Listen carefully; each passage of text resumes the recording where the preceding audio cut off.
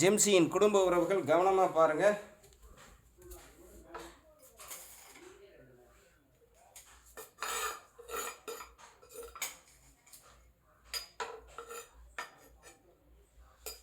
எனது அருமை ஜெம்சியின் குடும்ப உறவுகளை, தற்போது இருக்கக்கூடிய சூழ்நிலையில் நம்ம நிறையா விஷயங்களை முன்னெடுக்கணும்.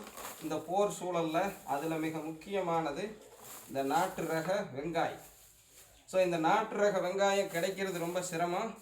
ஸோ ஹைப்ரிட் தான் அதிகமாக கிடைச்சிது. இப்போ பார்த்தீங்கன்னா சீப் அண்ட் பெஸ்ட்டாக கிடச்சிருக்குது. 6 கிலோ 100 ரூபா. எவ்வளோங்க?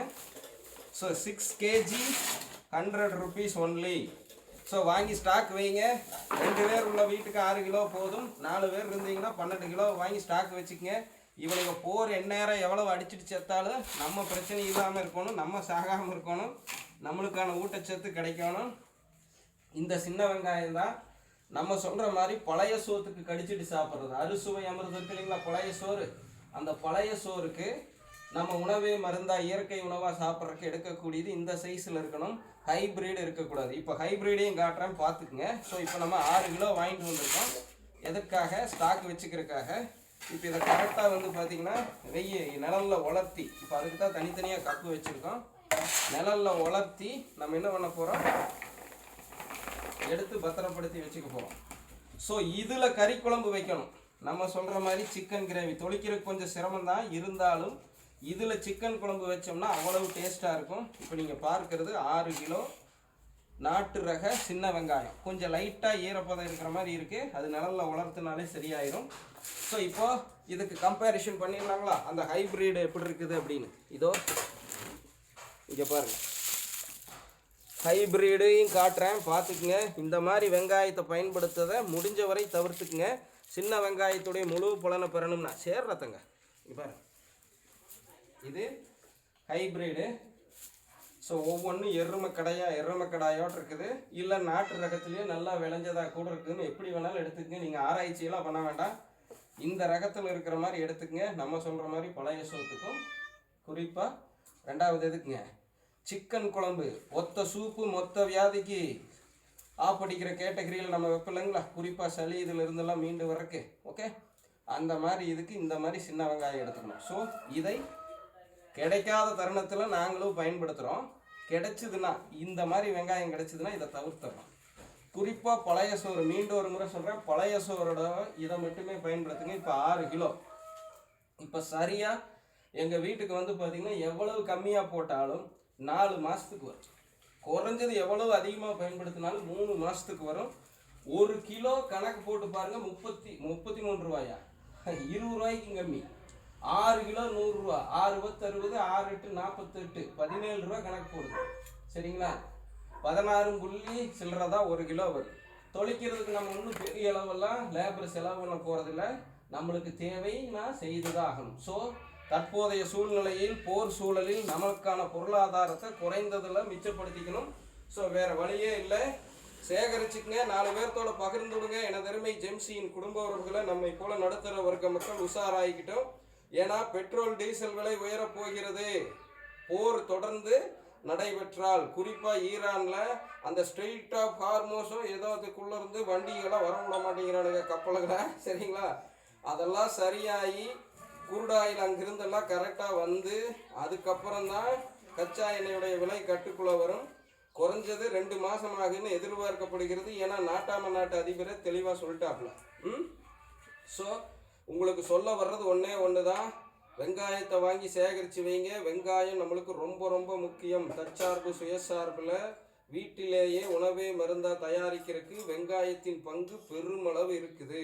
பழைய சோரோடு சேர்த்து சாப்பிடுவதற்காக மட்டுமல்ல, பச்சை வெங்காய சட்னி சரிங்களா செய்வோம் தெரியுங்களா.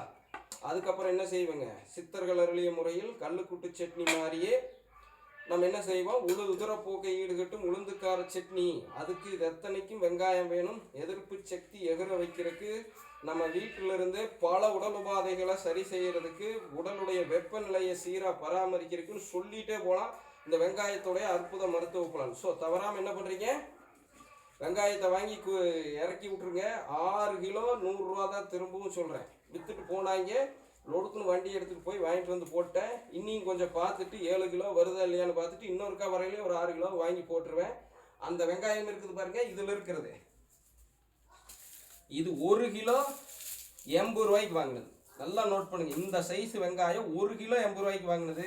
இது 6 கிலோ 100 ரூபாய்க்கு வாங்கினது. நம்மளுடைய பொருளாதாரம் எப்படி மிச்சம்னு பாருங்க. இனி 6 மாதத்துக்கு எவனும் நம்மளை சுரண்ட முடியாது. இன்னொரு 6 கிலோவையும் வாங்கி போட்டு ஏற்றி விட்ருவேன். கொஞ்சம் நஞ்சம் வேஸ்ட் ஆனாலும் டேஷ் போச்சு, மீதியை நம்ம பயன்படுத்திக்கலாம். இன்னொரு 6 கிலோவை போட்டால் 6 மாதத்துக்கு எங்களுக்கு வெங்காயமே தேவையில்லை. 200 ரூபாயில் வேலையை முடிச்சாச்சு. இப்படி தான் நான் கம்மியாக சம்பாதிச்சாலும் நிறைவாக வாழ்கிறேன். கரெக்டாக பிளான் பண்ணி அடிக்கணும். இலுமினாட்டி மூவ் பண்ணுறக்குள்ளே நம்ம மூவ் ஆகிக்கணும். ஓகேங்களா?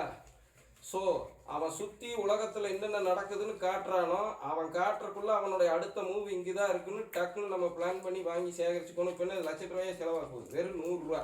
அதான் சொல்கிறேன் பாருங்க, 1 கிலோ வெங்காயம் வாங்குற விலையில் 6 கிலோ வாங்கி குவிச்சாச்சு. நம்மளும் குவிப்போம். ஓகேங்களா? தொடர்ந்து பாருங்கள். சின்ன சின்ன விஷயந்தான் உசுரையே பாதுகாக்கும், இருக்கிற பொருளாதாரத்தில் நிம்மதியாக வாழ வைக்கும், குறிப்பாக கடன் இல்லாமல் வாழ வைக்கும் எங்களுடைய ஆராய்ச்சி தகவல்கள். விளையாட்டாக நினைக்காதீங்க. உங்களுக்கு வேணா தொடர்ந்து 1 வருடம் இலவச நிகழ்ச்சிகளை பார்த்து பலன் பெறுங்க. அப்படி பலன் பெற்றவங்க தவறாமல் சப்போர்ட் பண்ணுங்க. ஏன்னா இங்கே எதையும் விற்று நம்ம பணம் ஈட்டுவதில்லை, எல்லாம் மக்கள் முன்னாடி இலவசமாக வச்சிடறோம். பலன் பெற்றவங்க திருப்பி கொடுக்கறது மூலம்தான் நம்மளுடைய எல்லா செயல்களும் நடக்குது. தொடர்ந்து பாருங்க. நான் உங்கள் ஜெம்சி குரு, உங்கள் பௌர்ணமாவுடன். ஸோ ஜெம்சியின் குடும்ப உறவுகளை உங்களுக்காக க்ளோஸ் வைக்கிறேன், பார்த்துக்குங்க. ஸோ இதுதான் நம்ம சொல்கிற நாட்டு ரக வெங்காயம். இந்த வெங்காயத்தை நல்லா பிடிச்சி வச்சுங்க. பல குரு பாகங்கள் உங்களுக்காக உணவே மருந்தாக சமைக்கிறப்போ சின்ன வெங்காயம் நாட்டு ரகம்னா சொல்லுவேன், அது இது மட்டும்தான் இருக்கணும், வேறு எதையும் பயன்படுத்தக்கூடாது. இதோ இங்கே பார்த்துக்குங்க. ஸோ இப்போ நான் காமிச்சது உங்களுக்கு சரியாக தெரிஞ்சிருக்காது.